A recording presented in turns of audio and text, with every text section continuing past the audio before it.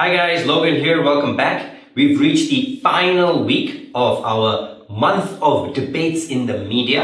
And in the final week, we'll look at the individual perspective of journalists and media organizations, right? Because, at the end of the day, journalists are still people and suffer from people's issues like their jobs, their wages, whether they can go on strike and so on and so forth.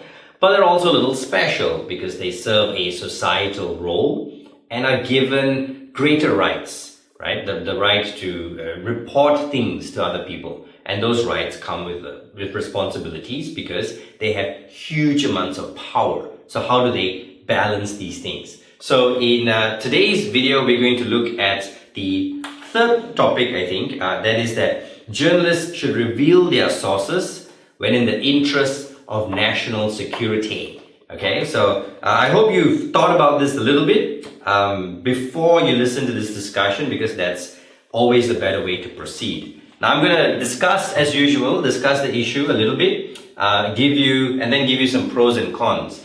A little twist though, after the initial discussion today, I'm going to show you a short clip, and in that clip you'll see a little bit more of what I mean by the discussion by this issue. Okay, so what is this debate about?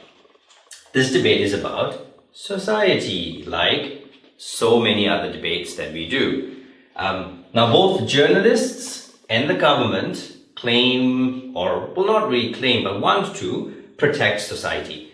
Journalists tries to do that by educating society and giving them information about issues around them, about themselves, but largely also about the government. Okay, because the government holds so much power in society. Government creates laws that can put you in jail. The government regulates things for you, like tells you what's safe to eat, not safe to eat. So if the government isn't doing their job properly, abusing their power, that's going to harm you.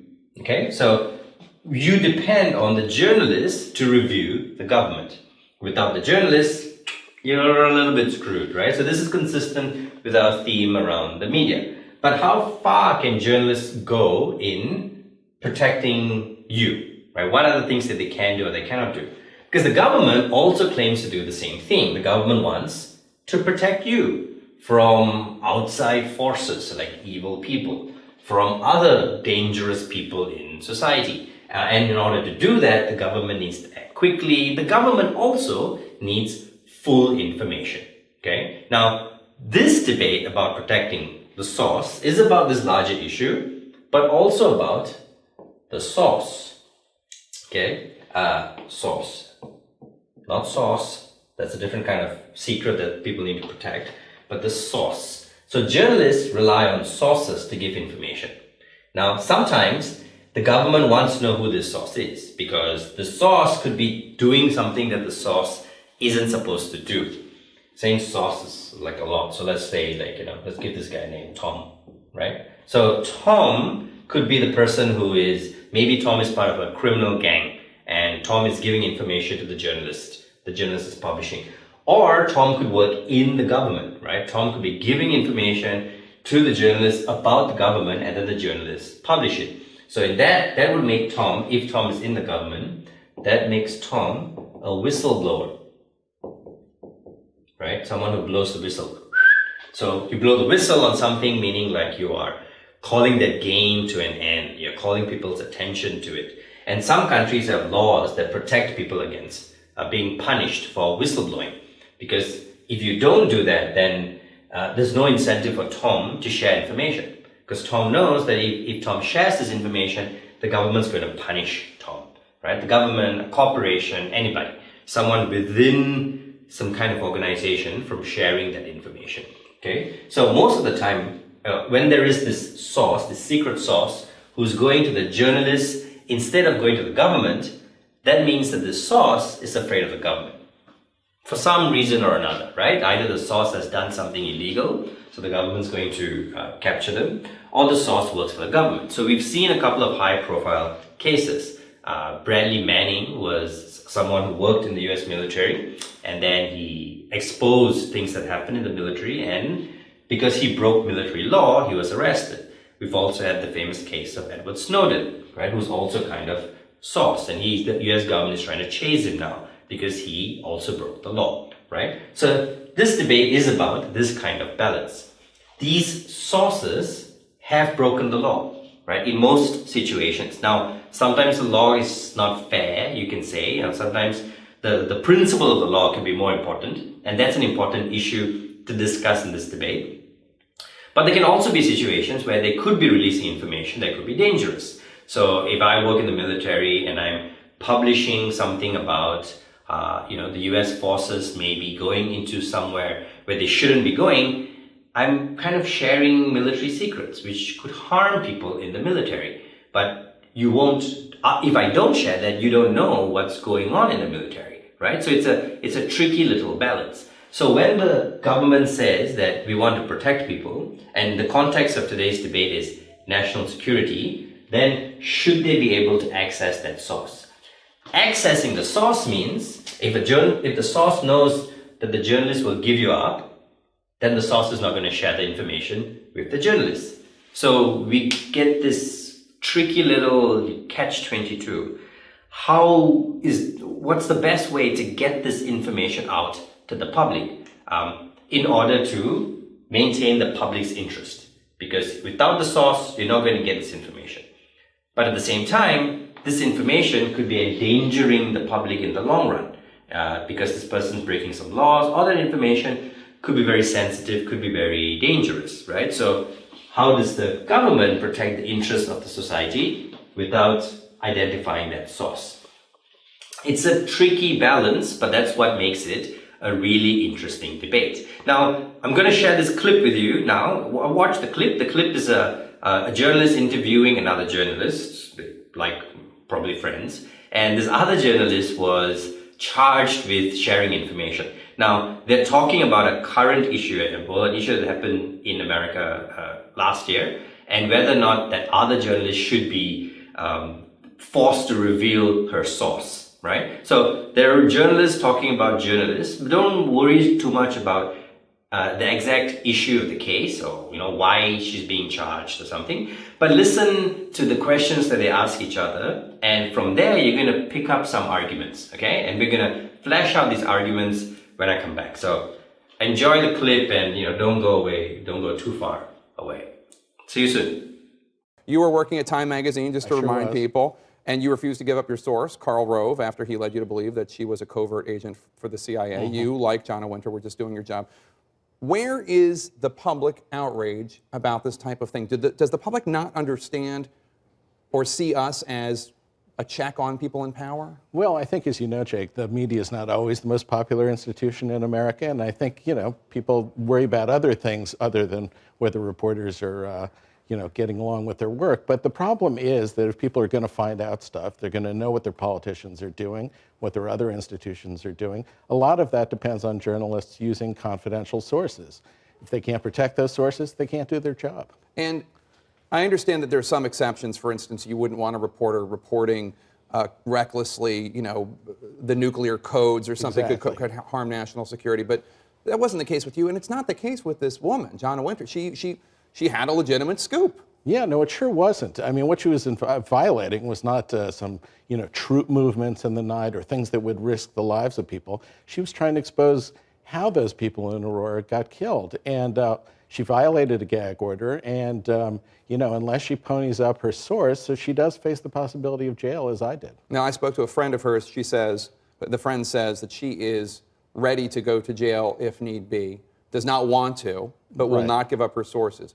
You were facing a potential 18 months in prison. She's facing potentially 6 months in prison. What is she feeling right now? Well, there's a lot of anxiety, a lot of antacids getting consumed. I don't even like bad hotels, so the idea of going to prison was not a happy thought. But it is something you're prepared to do because it's an important principle.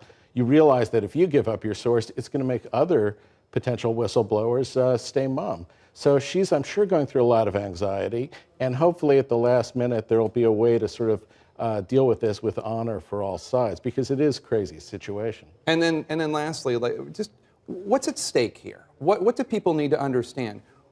People like her, if it weren't for her, who knows if we would even know that the Aurora shooter had issued, that there had been warnings that had been missed, that somehow the system had failed. What is at stake if she is thrown in prison? Well, I think what's at stake is people getting to know stuff. You know, it's not about us, not about the journalists, it's about the public. And you wouldn't have known about a lot of the Watergate scandal, you wouldn't have known about a lot of corporate malfeasance and other things unless journalists are able to use and protect confidential sources. Okay, I hope you enjoyed the video, and don't worry if it was a little bit confusing, we'll keep discussing it. But I wanted to show you how this is a real life issue, that people are still talking about it. And if you listen carefully to that video, you can pick out arguments that you can use in a debate, right? So that's going to be a way that in the future where you can find arguments from watching these videos, okay? So we'll talk about this a little bit as well, and hopefully that will make some of the ideas in the video also become a lot clearer. And you know, if it doesn't, you can just use this video and use me to get all your arguments. Now, the video was mostly about defending the rights of journalists to express. So they portrayed the government in a very unfair way. And of course, they are journalists. Their role is to express their ideas and protect their sources. So the freedom of information, the freedom for them to protect their sources is a very powerful thing for them. But if you're government in this debate, you need to defend, government. You need to say that journalists should give up their sources in the interest of national security, right? So let's explore how you can do that as government. Now, before you get into the arguments in this debate, I think what's very important in this debate is the notion of context, right? You need to set up the context. So what kind of situation will this recover? Will this need, right? Will this issue become relevant? And that context depends on this word, national security. Okay, so you need to define what you mean by national security, and you need to talk about when will the government actually be doing these things. So I think two things are really important here. One is national security, and the other one is your source, right? So say that at the start that this is not something that's going to happen everywhere all the time, that journalists largely will be allowed to protect their sources and spread information and do their job, right? Because you want that as government. You are a democratic government, okay? Because this in an authoritarian state or a dictatorship, journalists have very little rights. So this is not a debate that happens there. This is a debate that happens in a democracy. But you argue that in a democracy that there are still limits, right? So there is no absolute freedom of speech, absolute freedom of anything. And if you can show a trade-off, and if there is a real pressing need to know information to protect society, then the government not just has the right to intervene, but the government has the obligation to, because the government needs to protect society, right? So in fact, that's one of the things that you can argue in this debate, like the non-absolute nature of rights. But set up that context. So talk about how this intervention will happen only in some situations when there's a clear and pressing need of national security. So it involves a war overseas, when it involves a terrorist group, when it involves some kind of impending threat, or it interferes with justice, right? So the journalist is hiding information from someone, or the source is a witness, right? Who can solve a crime, who can put a murderer in jail, but the witness doesn't want to come forth. So the government has a right to pressure the journalist to give up that witness because there is a greater need, and that need is justice for society. Okay, so that context needs to be set up. You don't want to create the idea that we're abolishing the rights of journalists in every situation. The other thing is then focusing on situations where there is a source. So this isn't a debate about censorship, right? It isn't a debate about removing the rights of journalists carte blanche, or means like in totality, overall. It's about in a situation where there is a source and the government feels like that source can be helpful to solve government investigation, to prevent further abuses, to maintain security for people, soldiers, then the government needs to intervene. Okay? So that's largely what the context of the debate is, right? And under that, I think you have three major kind of themes of argumentation.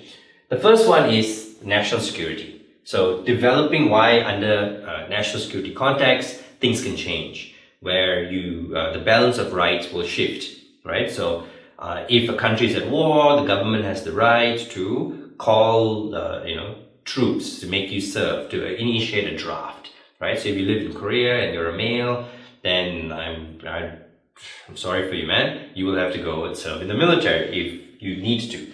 But that protects society as a whole, right? So that's kind of important for a government to do.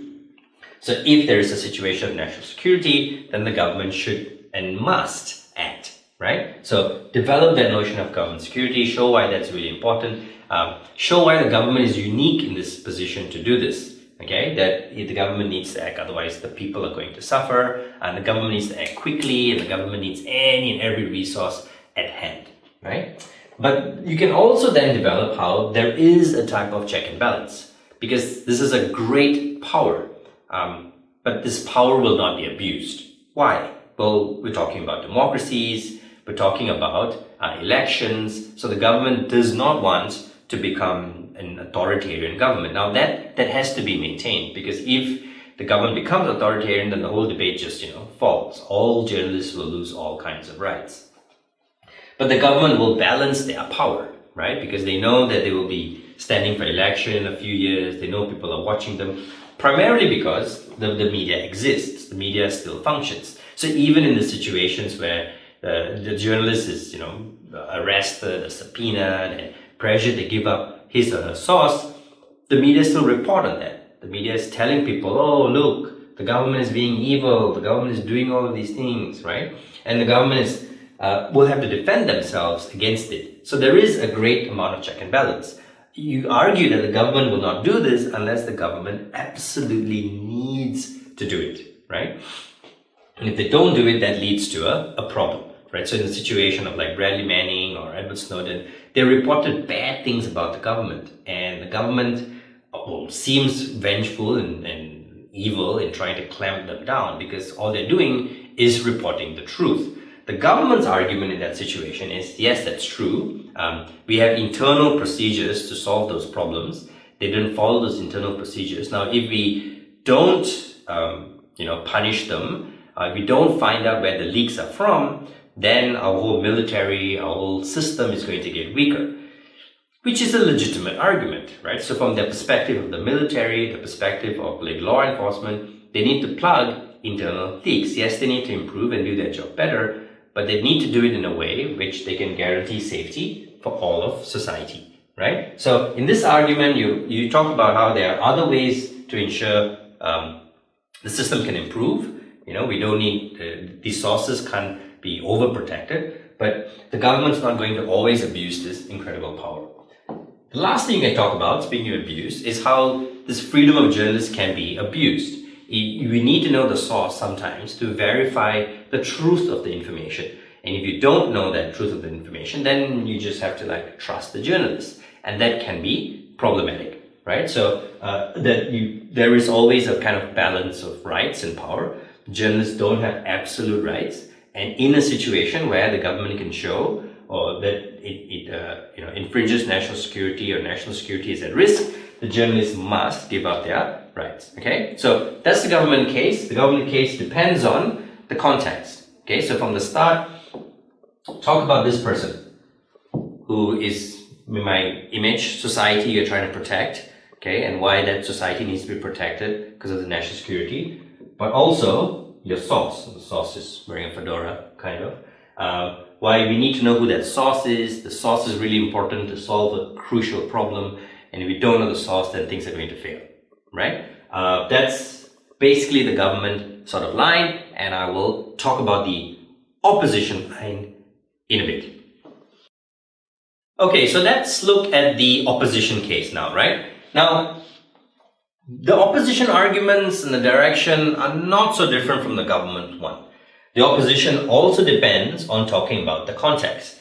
The opposition frames the government as incredibly powerful and can do terrible things, and so the media needs special rights and needs more power in order to protect the people against them. Again, the opposition isn't really saying that it's a dictatorship, but it could become one, or even if it's not a dictatorship, it's still abusing power, right? Even the Obama administration or the Bush administration before that, even if America's a huge democracy, they still have ridiculous laws like the Patriot Act and all of these other laws that allow people to imprison citizens without taking them to trial. So even in a democratic government, it has many means to remove the rights of citizens, and these means need to be checked against. And whose role is it to check against these means? You got it, the journalists, right? So that's what the journalists will be arguing. So the first thing you need to argue is show why this is necessary to get the truth out. Because if you don't have this, you won't have whistleblowers, no one will want to expose things, you can't wait forever. And you talk about many examples where, like the ones I mentioned before, people needed this protection in order to expose the truth, right? And you can show how this is a precedence across the justice system, where sometimes, if you're a criminal, you can get into a witness protection program.